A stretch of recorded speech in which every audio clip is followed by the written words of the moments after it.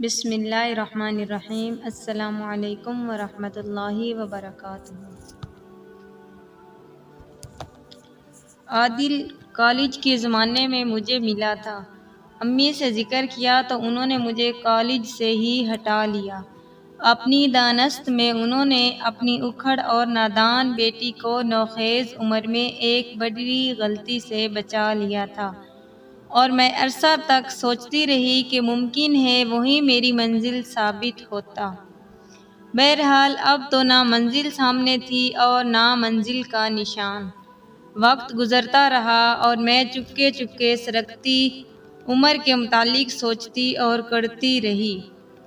اس سوچ نے روز بروز میری سنجیدگی میں اضافہ کر دیا، جبکہ چہرے پر شادابی اور لبوں پر مسکراہٹ ہی تو انسان کو پرکشش بناتی ہے، مگر میں کسی اور ہی فکر کا شکار تھی۔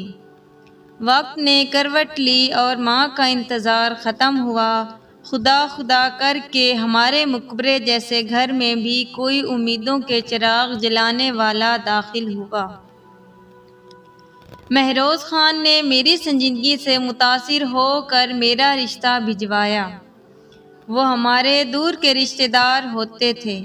اس رشتے کو فوراً منظور کر لیا گیا، کیونکہ مہروز میں بجز اس کے اور کیا کمی تھی کہ یہ ان کی دوسری شادی تھی۔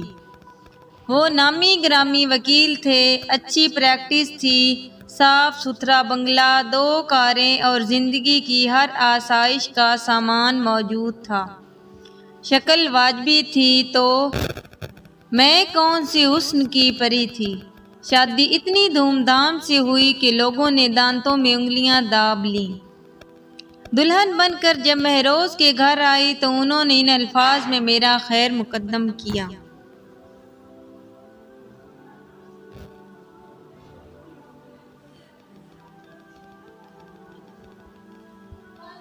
رقیہ، میری کوشش رہے گی کہ تم کو کوئی تکلیف نہ ہو، مگر میری پہلی بیوی کے بارے میں بھی کوئی سوال مت کرنا۔ میرے دل کے زخم کو چھیڑنے کی کوشش نہ کرنا، ورنہ یہ راز تمہارے لیے بھی غم کا باعث ہوگا۔ میری سمجھ میں کچھ نہ آیا مگر خاموش ہو گئی۔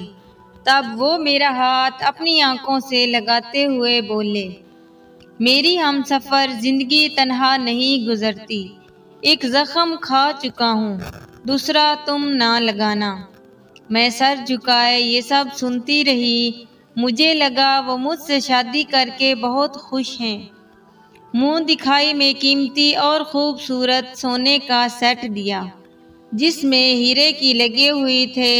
وقت خوش اسلوبی سے گزرنے لگا۔ میں ہر طرح سے خوش اور مطمئن تھی، مگر ایک سوال کبھی کبھی ذہن میں کانٹے کی طرح کھٹکتا تھا: مہروز اتنے اچھے ہیں تو ان کی پہلی شادی ناکام کیوں ہو گئی؟ آخر اس کے پیچھے ایسا کیا راز ہے؟ ایک روز ہم کسی رشتہ دار کی شادی میں گئے۔ وہاں ایک خاتون سے ملاقات ہوئی جو بہت خوبصورت ہوئی۔ قریب بیٹھی تھی، لہذا بات چیت ہونے لگی۔ اس نے بتایا کہ مہروز اس کے سابقہ بہنوئی ہیں۔ ان کی پہلی شادی ان کی باجی سے ہوئی تھی۔ دونوں میں بہت محبت تھی اور یہ بڑی کامیاب شادی تھی، لیکن شادی کے 2 سال بعد اچانک مہروز نے میری باجی کو طلاق دے دی۔ وجہ انہوں نے بتائی، نہ باجی نے۔ ان دنوں میری بہن امید سے تھی، مگر اس سنگ دل انسان نے کبھی اپنی بیٹی کی شکل بھی نہ دیکھی۔ میری بہن نے بیٹی کی خاطر دوسری شادی نہیں کی۔ وہ نوکری کرتی ہیں اور اپنی بیٹی کے لیے جی رہی ہیں۔ اس خاتون نے بات ختم کی اور چلی گئی۔ وہ راز جو میں جاننا چاہتی تھی آج اتفاق سے اس عورت نے بتا دیا، جو میرے لیے اجنبی تھی، لیکن راز پھر بھی راز ہی رہا۔ آخر مہروز نے بیوی کو کیوں طلاق دی اور دونوں نے اس کی وجہ کیوں کسی کو نہ بتائی؟ کسی نے بھی دنیا کے سامنے ایک دوسرے کو برا بھلا کہا اور نہ عیب گنوائے۔ اب میں زیادہ اپسیٹ رہنے لگی۔ کچھ دن خود پہ قابو رکھا، پھر آخر بے چینی نے وہی سوال کرنے پر مجبور کر دیا جو میں کرنا نہیں چاہتی تھی۔ مجھ کو اب مہروز پر اعتماد ہو گیا تھا کہ وہ ناراض ہوئے بھی تو وقتی طور پر ہوئے تھے، لہذا ہمت کر کے ان سے پوچھ ہی لیا، آپ نے پہلی بیوی کو طلاق کیوں دی تھی؟ ہم اب اتنے جل مل گئے کہ یہ پوچھنا معمولی بات لگتی تھی، مگر وہ ایک لمحے کو تو ساکت ہو گئے اور ان کے چہرے پر کرب نمایاں ہو گیا۔ تھوڑی دیر دم سادے رہنے کے بعد بالآخر وہ بولے، میں اس سے محبت کرتا تھا، مجھے اس سے کوئی شکایت نہ تھی، طلاق دیتے وقت بھی دلی تکلیف ہوئی تھی، لیکن یہ کہہ کر چپ ہو گئے۔ میں بے چینی سے ان کا منہ تک رہی تھی۔ بتا بھی دیجئے، کیا اس نے خود طلاق نہیں مانگی تھی؟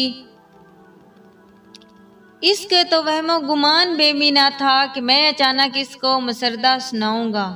اس نے تو مجھے خوشخبری سنائی تھی، جس کے سبب میں نے اسے طلاق دی۔ بہرحال جو ہونا تھا ہو گیا، وجہ تم کو کبھی نہ کبھی معلوم ہو ہی جائے گی، فکر مت کرو، یہ راز بھی کسی روز کھل جائے گا۔ میں نے جان لیا کہ مزید اصرار کرنا ان کے زخم کو دھیڑنا ہے، کیونکہ ان کا چہرہ بتا رہا تھا کہ وہ ناراض ہیں، لہذا اس وقت خاموش میں ہی عافیت سمجھی۔ تبھی انہوں نے کہا، اپنا دل چھوٹا مت کرو، ایک نہ ایک دن تم جان لو گی، میری کم نصیبی کو جاننے میں زیادہ وقت نہیں لگے گا۔ انہوں نے یہ بات کچھ اس طرح سے بیان سے کہی کہ میں شرم سے پانی پانی ہو گئی۔ اتنی محبت کرنے والے شوہر کو میں کوئی اذیت دینا نہ چاہتی تھی۔ خود سے وعدہ کر لیا کہ کبھی بھول کر بھی ایسا سوال پوچھ کر انہیں آزمائش میں نہ ڈالوں گی۔ عرصے تک خاموش رہی۔ شادی کو 5 برس گزر گئے، مگر میرے اندر کے فطری حس نے چین نہ لینے دیا۔ گھر میں پڑا پرانا سامان کھول کھول کر دیکھنا شروع کر دیا۔ جب وقت ملتا تو ان کی کتابوں کی الماریاں چھانتی۔ بالآخر مجھے ایک فائل سے ایک تصویر مل گئی جو ان کی شادی کے اول دن کی تھی۔ دلہن اتنی خوبصورت تھی کہ میں مبہوت رہ گئی۔ یا اللہ، ایسی حسین لڑکی جس کا حسن حوروں کو شرمائے۔ وہ اس سے محبت کرتے تھے جس کے لیے اب بھی اداس رہتے ہیں، کیوں کر اس کو طلاق دے دی؟ غصے میں یا کسی شک کی بنا پر، لیکن کبھی بھی اس پر کوئی الزام نہ لگایا، نہ اس کی بے وفائی کے بارے میں زبان کھولی۔ میرے دل میں ہلچل مچ گئی اور میں سوچ سوچ کر بیمار ہو گئی۔ ایک روز مہروز نے میرے چہرے کو بہت غور سے دیکھا، پھر بولے، تم روز بروز مرجھائی جاتی ہو، چلو میں تم کو کسی ڈاکٹر کو دکھا دوں۔ میں بیمار نہیں ہوں، گھر میں بہت تنہائی محسوس کرتی ہوں۔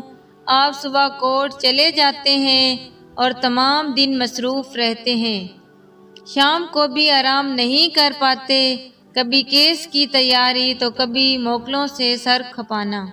میں آپ کی منتظر رہتی ہوں، آپ کے پاس وقت نہیں، میں بات کس سے کروں؟ کہنے لگے، ایسا کرو، کچھ دن کے لیے میکے چلی جاؤ، وہاں تمہارے بہن بھائی ہیں، امی بھانجے بھتیجے ہیں، تمہارا دل لگ جائے گا، جب تک جی چاہے رہنا، پھر گھر آ جانا۔ میں نے تو تم کو کبھی میکے جانے سے منع نہیں کیا، میرا دل نہیں کرتا اپنا گھر چھوڑ کر کہیں جاؤں، مجھے اپنے گھر سے محبت ہے، یہاں ہی سکون ملتا ہے۔ ٹھیک ہے، وہ بولے، لیکن انسان کو کبھی کبھی بھیڑ بھاڑ میں رہنا اچھا لگتا ہے۔ تیار ہو جاؤ، میں خود تم کو اماں کے پاس چھوڑ آتا ہوں۔ مہروز کے اصرار پر میں میکے آ گئی۔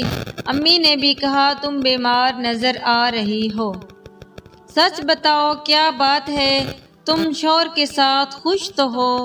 ہاں میں ان کے ساتھ بہت خوش ہوں، وہ بہت اچھے ہیں، لیکن مجھے اب تنہائی محسوس ہونے لگی ہے۔ میں نے تو تم سے پہلے بھی کئی بار کہا ہے کہ تم کسی اچھے ڈاکٹر سے علاج کرواؤ۔ شادی کو 6 سال ہونے والے ہیں اور ابھی تک تمہاری گود ہری نہیں ہوئی ہے۔ تنہائی تو تم محسوس ہو گئی ہے۔ امی، جب میرے شوہر کو اس بارے میں فکر نہیں، پھر مجھے کیوں ہو؟ انہوں نے تو ایک بار بھی نہیں کہا کہ ہمارے یہاں اولاد کی کمی ہے، بلکہ میں نے دو بار کہا تو بولے اولاد اللہ کا مال ہوتی ہے، وہ جب چاہے دے دے، مایوس نہ رہا کرو، اللہ نے چاہا تو ہو جائے گی۔ امی خاموش ہو گئی۔ میں روز ہر ہفتے آتے، صبح سے شام تک میرے ساتھ رہتے، کہتے سوچا مت کرو، خوش رہا کرو، دیکھو یہاں آ کر تمہاری صحت پہلے سے کہیں بہتر ہو گئی ہے۔ واقعی امی کی توجہ اور دیکھ بھال سے میں بہل گئی تھی اور اب میرا دل ان کے گھر میں لگنے لگا تھا۔ گھر آتی چند روز بعد جی چاہتا پھر سے ماں کے پاس چلی جاؤں۔ میرا دل واقعی ماں کے ٹوٹے پھوٹے مکان میں ہی بہلتا تھا۔ مجھے اب بنگلہ، کاریں، ملازمین سب برے لگتے، کیونکہ میں روز کی مصروفیت کھلتی اور تنہائی کلیجہ کھانے لگتی۔ یہ بات انہوں نے بھی محسوس کر لی تھی، اس لیے وہ خود مجھے امی کے پاس چھوڑ جاتے اور کبھی کوئی روک ٹوک نہ کرتے، نہ بدظن ہوتے، بلکہ ان کی محبت میں اضافہ ہی ہوتا جاتا تھا۔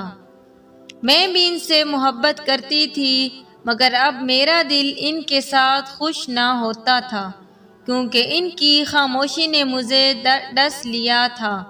جن دنوں میں اس الجھن میں گرفتار تھی، امی مجھے ایک لیڈی ڈاکٹر کے پاس لے گئیں۔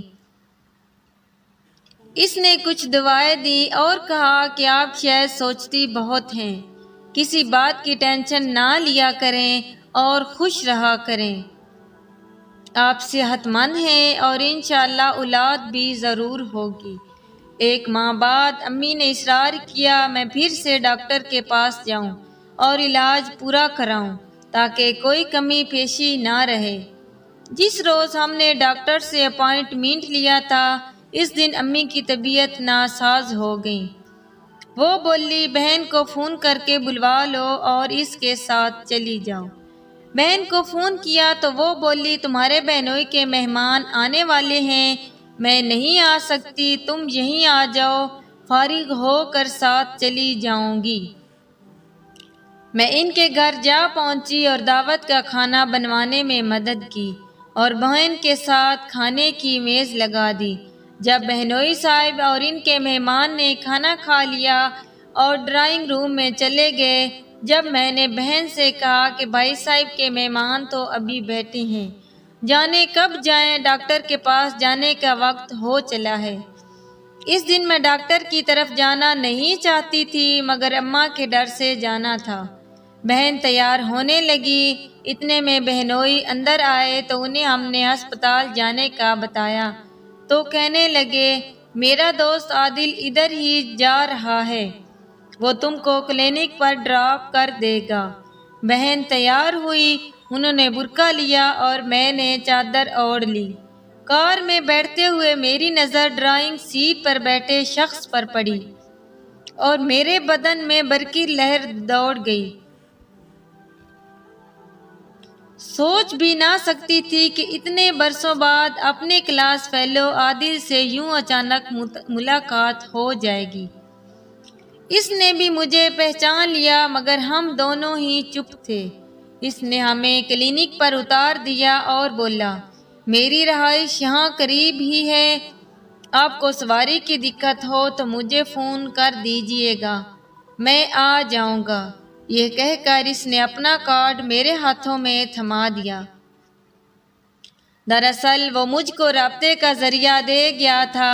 اگلے روز شام میں عادل میرے بہنوئی کے ساتھ گھر آ گیا۔ امی کے تو وہم و گمان میں بھی نہ تھا کہ یہ وہی میرا کلاس فیلو ہے جس نے مجھ سے شادی کی خاطر میری والدہ سے ملنے کی خواہش کی تھی، اور جب میں نے امی سے کہا تو انہوں نے مجھے کالج سے ہٹا لیا۔ امی کے ذہن سے اب تو اس کا نام تک محو ہو چکا تھا، لیکن وہ مجھے نہ بھولا تھا۔ جب اسے پتہ چلا کہ میں اس کے دوست ارشد کی سالی ہوں تو بہنوئی کے توسط سے اس نے میرے بھائی سبحان کو دوست بنا لیا۔ ان دنوں بھائی نوکری کی تلاش میں تھے، نوکری نہ ملی تو دبئی جانے کا خیال ظاہر کیا۔ تب بہنوئی نے ان کو عادل سے ملوا دیا کہ اس کا کام دبئی کے ویزے دلوانا تھا۔ یوں وہ امی کے گھر آنے جانے لگا اور ان کا منہ بولا بیٹا بن گیا۔ بھائی سبحان تو دبئی چلا گیا، مگر عادل نے ہمارے گھر میں پنجے گاڑ لیے۔ امی سے کہا کہ میں تو دبئی ہوتا ہوں، وقتاً فوقتاً یہاں آنا جانا رہتا ہے۔ کبھی ہوٹل میں اور کبھی کسی دوست کے پاس ٹھہر جاتا ہوں۔ اس پر میری ماں نے کہا بیٹا تم یہاں رہ لیا کرو، کہیں اور ٹھہرنے کی کیا ضرورت ہے؟ دراصل امی چھوٹے بیٹے کے لیے بھی دبئی کے ویزے کی توقع کر رہی تھی، اور سبحان بھائی کی وجہ سے بھی عادل کی احسان مند تھی۔ مجھے اپنے شوہر مہروز خان سے محبت تھی، میں بے وفائی کو گناہ سمجھتی تھی، اور عادل نے بھی ایسا کوئی اشارہ نہ دیا تھا جس سے مجھے گمان ہوتا کہ وہ ماضی کے رشتے کو پھر سے استوار کرنا چاہتا ہے۔ ہمارے درمیان محبت کا کوئی کھیل تو چلا ہی نہیں تھا جب اس نے محض پسندیدگی کا اظہار اور شادی کا عندیہ دیا تھا۔ میں نے امی کو بتایا تو انہوں نے اس بات کو کسی اور رنگ میں لیا اور خوف زدہ ہو کر مجھے کالج ہی نہ جانے دیا۔ بس اتنی سی کہانی تھی جو ختم ہو گئی۔ وہ امی کے پاس آتا تو مجھ سے بھی باتیں کرتا۔ نہیں معلوم کہ اس کے دل میں کیا تھا۔ اس نے امی کو بتایا کہ اس کی شادی دبئی میں ایک عربی کی بیٹی سے ہوئی تھی، لیکن کچھ ماہ بعد طلاق ہو گئی۔ میں اس کے سوا کسی اور بات اس کے بارے میں نہ جان سکی اور نہ ہی جاننے کی سعی کی، کیونکہ مجھے اس سے اب کوئی لینا دینا نہیں تھا۔ اس بار زیادہ دن میکے رہنے سے امی کو فکر ہونے لگی۔ بولی اب تم اپنے گھر چلی جاؤ تو بہتر ہے۔ ان کے کہنے پر میں نے گھر جانے کی تیاری کر لی۔ امی مجھے چھوڑنے جا رہی تھی، انہوں نے محلے کے ایک لڑکے سے رکشہ منگوایا۔ اسی وقت عادل آ گیا اور بولا ماں رکشہ کیوں؟ کیا آپ مجھے غیر سمجھتی ہیں؟ میں آپ کو چھوڑ آتا ہوں، گاڑی ہے میرے پاس۔ میں نے منع کرنا چاہا تو بولا رقیہ آپ کی والدہ دل کی مریضہ ہیں، رکشے میں ان کو تکلیف ہوگی، میں آپ لوگوں کو پہنچا دوں گا، اس میں کیا قباحت ہے؟ اس نے کچھ اس طرح کہا کہ میں خاموش ہو گئی، اور اس نے ہمیں میرے گھر کے گیٹ پر پہنچا دیا۔ امی مجھے گیٹ پر چھوڑ کر عادل کے ہمراہ واپس لوٹ گئی۔ مہروز کوٹ گئے ہوئے تھے، شام کو آئے تو مجھے دیکھ کر بہت خوش ہوئے۔ بولے میں کچھ دنوں سے ایک کیس کی پیروی میں الجھا ہوا ہوں، سوچا تھا اتوار کو لینے جاؤں گا، لیکن تم خود آ گئی، یہ بہت اچھا ہو گیا ہے۔ کیا رکشے پر آئی ہو؟ نہیں، امی خود چھوڑ گئی ہیں، دراصل ان کی طبیعت ٹھیک نہ تھی اس لیے وہ رکی نہیں۔ ہم رکشے پر نہیں آئے، ارشد بھائی کے ایک دوست امی کی طبیعت پوچھنے آ گئے تھے، انہوں نے ہمیں اپنی گاڑی میں ڈراپ کیا ہے۔ اس بات کا مہروز نے کوئی نوٹس نہ لیا، بلکہ کہا آنٹی کی طبیعت خراب تھی، اچھا ہے تم لوگ گاڑی میں آئے۔ مہروز میں یہ خوبی بہت بڑی تھی، وہ کبھی بھی کسی کے بارے میں غلط نہیں سوچتے تھے۔ مجھ پر کبھی بھی کوئی پابندی نہیں لگائی۔ وہ کافی عرصہ ہمارے محلے میں رہ چکے تھے اور امی پر بھی انہیں پورا بھروسہ تھا۔ مجھے گھر آئے ہفتہ ہوا ہوگا کہ اچانک عادل کا فون آ گیا، رقیہ سبحان نے دبئی سے کچھ سامان بھجوایا ہے، میرا دوست جو پاکستان آ رہا ہے وہ سامان دینے آنٹی کے پاس گیا تھا، وہ سبحان کا خط اور اس کا بھیجا ہوا سامان دیکھ کر بہت خوش تھی، کہ اچانک ان کی طبیعت خراب ہو گئی اور ان کو اسپتال داخل کرانا پڑا۔ میں صبح سے ان کے پاس ہوں، اگر آنا چاہو تو ابھی آ جاؤ، میں تم کو لینے آ جاتا ہوں۔ میں نے فون بند کر کے مہروز کو کال کی تو وہ بولے، میں کورٹ سے فارغ ہو کر تم کو فون کرتا ہوں، تم چاہو تو ابھی اسپتال چلی جاؤ، ممکن ہے تمہاری والدہ کو اس وقت تمہاری ضرورت ہو۔ میں نے فون رکھا تو پھر سے گھنٹی بجنے لگی۔ یہ عادل کا فون تھا، کہنے لگا، رقیہ دیر نہ کرو، میں صاف بات بتا دوں تمہاری والدہ کو اٹیک ہوا ہے، تم فوراً اسپتال میں آ جاؤ۔ میں کیسے آؤں؟ مجھے نہیں پتا یہ اسپتال کہاں ہے۔ میں نے کہا، نہ کہ آ کر لے جاتا ہوں، اس نے میرے گھر تو دیکھا ہوا تھا، وہ 15 منٹ میں پہنچ گیا۔ امی اسپتال میں داخل تھی لیکن ان کی حالت سنبھلی ہوئی تھی، ان کی حالت تشویشناک نہیں تھی۔ جبکہ انہوں نے مجھ سے اچھی طرح سے باتیں کی تو مجھے اطمینان ہوا۔ میں روز کو فون کر کے بتایا کہ امی کی حالت اب اطمینان بخش ہے، آپ کام چھوڑ کر مت آئیے، شام کو گھر آئیں گے تو میں آپ کے ساتھ دوبارہ اسپتال آ جاؤں گی۔ اب عروج آ گئی ہے اور میں گھر واپس آ رہی ہوں، جیسے تمہاری مرضی۔ یہ کہہ کر انہوں نے فون کاٹ دیا۔ مجھے عادل نے گھر ڈراپ کیا اور اپنی رہائش گاہ چلا گیا۔ رات کو میں دوبارہ مہروز کے ساتھ اسپتال آئی۔ تھوڑی دیر ٹھہرنے کے بعد وہ امی کے پاس چھوڑ کر چلے گئے۔ رات میں نے ماں کے پاس جا کر گزاری تھی۔ اگلی صبح مہروز کی اہم پیشی تھی، انہیں لازماً عدالت جانا تھا، لہٰذا وہ کورٹ چلے گئے اور مجھے وہاں سے فون کر دیا کہ تم گھر آ جانا، فی الحال میں مصروف ہوں۔ اب میں گھر جانے کی سوچ رہی تھی کہ عادل آ گیا۔ امی کی خیریت پوچھی، پھر مجھ سے کہا، اگر تم کو گھر جانا ہے تو تمہیں ڈراپ کرتا جاؤں گا۔ یوں میں اس کی گاڑی میں بیٹھ گئی، امی کے بارے میں سوچتی جا رہی تھی اور آنکھیں بند ہوئی جا رہی تھی۔ نیند سے جھپکی آ گئی تھی، گاڑی رکی، آنکھ کھلی تو دیکھا یہ میرے گھر کا گیٹ نہیں تھا۔ عادل بولا، رقیہ سوری، مجھے یہاں سے اپنا پاسپورٹ اٹھانا ہے، تمہیں زحمت تو ہوگی، میں اندر جا کر پاسپورٹ اٹھا لوں۔ کوئی بات نہیں، میں گاڑی میں بیٹھی ہوں، تم 2 منٹ کے لیے اتر آؤ، دراصل یہ گاڑی میرے دوست کی ہے، گیراج میں دوسری گاڑی ہے، اس میں بیٹھو، میں تب تک پاسپورٹ لے لوں۔ میں بلا جھجک اس گاڑی سے اتر گئی، گیٹ کھلا اور ایک شخص باہر نکلا۔ عادل نے کہا، ڈرائیور یہ گاڑی شفیع کو دے آؤ۔ گیٹ کھلا تھا، گیراج میں کھڑی گاڑی نظر آ رہی تھی۔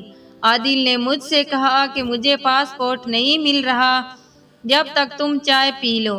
میں نے کمرے میں جھانکا تو وہ الماری میں رکھی چیزیں ٹٹول رہا تھا اور میز پر گرم گرم چائے کی پیالی دھری تھی۔ میں تھکن اور نیند سے بحال صوفے پر بیٹھ گئی اور پیالی اٹھا کر چائے پینے میں مہو ہو گئی۔ عادل نے الماری سے کچھ کپڑے اور دوسری چیزیں نکال کر بیڈ پر پھینکی، پھر خوشی سے بولا، مل گیا، یہ میں نے اپنے کپڑوں کے نیچے رکھ دیا تھا، تم یہ کپڑے الماری میں رکھ دو، تب تک میں چائے پی لوں گا۔ میں نے بکھرے ہوئے کپڑے الماری میں رکھے۔ کبھی کبھی بھروسے سے میں آدھی بڑی فاش غلطی کر جاتا ہے، اور جب پلٹی تو عادل کمرے کا دروازہ بند کر چکا تھا۔ کبھی کبھی بھروسے میں آدمی بڑی فاش غلطی کر جاتا ہے اور اسے خبر بھی نہیں ہوتی کہ اگلے کی نیت کیا ہے۔ میں لٹی ہوئی روتی دھوتی اپنے گھر کے گیٹ پر اتار دی گئی۔ عادل مجھے میری منزل پر پہنچا کر چلا گیا، وہ منزل جو اب میری نہ رہی تھی، مگر فی الحال مجھے اس کا علم نہ تھا۔ میں نے رو دھو کر اور اپنے خدا سے معافی مانگ کر خود کو شام تک سنبھال لیا تھا، کیونکہ یہ میری غفلت کے باعث ایک ظالمانہ صحنہ ہوا تھا۔ اگلے دن عادل دبئی فلائٹ کر گیا۔ امی ابھی اسپتال میں تھی، اب یہ بات کسی کو بتانے سے کیا حاصل تھا۔ 2 ماہ گزر گئے، عادل کے اندر ایک سسکی دبی رہتی تھی، جس کی آواز میرے سوا کوئی دوسرا نہیں سن سکتا تھا۔ تیسرے ماہ میرے شوہر نے کہا، رقیہ میں اپنے بھائی کے پاس امریکہ جانا چاہتا ہوں، تم چاہو تو تمہارا بھی ویزا لے لوں۔ میری طبیعت ٹھیک نہیں ہے، مجھے لگتا ہے میں سفر نہ کر سکوں گی۔ کیا ہوا تمہیں؟ میں انہیں کہنا چاہتی تھی کہ آپ کہتے تھے نا کہ اللہ چاہے گا تو ہم بھی صاحب اولاد ہو جائیں گے، تو اللہ نے ہماری سن لی ہے، لیکن میں ان کو سرپرائز دینا چاہتی تھی، لہٰذا میں نے کہا ڈاکٹر کے پاس چلتے ہیں، اگر وہ کہے گی تو سفر پر چلی جاؤں تو میں آپ کے ساتھ چلوں گی، ورنہ نہیں۔ وہ مجھے ڈاکٹر کے پاس لے گئے۔ میں سمجھ رہی تھی کہ جب خوشخبری کی تصدیق ہو جائے گی تو وہ بہت خوشی کا اظہار کریں گے، تو ہم صاحب اولاد ہونے جا رہے ہیں، مگر معلوم نہ تھا کہ ڈاکٹر کے پاس جاتے ہی میری منزل کھوٹی ہو جائے گی۔ جب وہ گھر لوٹے ان کے چہرے پر خوشی کا شائبہ تک نہ تھا۔ میں نے پوچھا، کیا ہوا؟ کیا آپ کو خوشی نہیں ہوئی؟ بہت ہوئی ہے، انہوں نے مردہ لہجے میں کہا۔ پھر آپ اتنے افسردہ کیوں ہیں؟ یہ سوچ کر کہ اب تم میرے ساتھ نہیں جا رہی۔ مجھے انہوں نے گھر چھوڑ کر اپنے کچھ کاغذات لے کر چلے گئے۔ رات بھر گھر نہیں آئے۔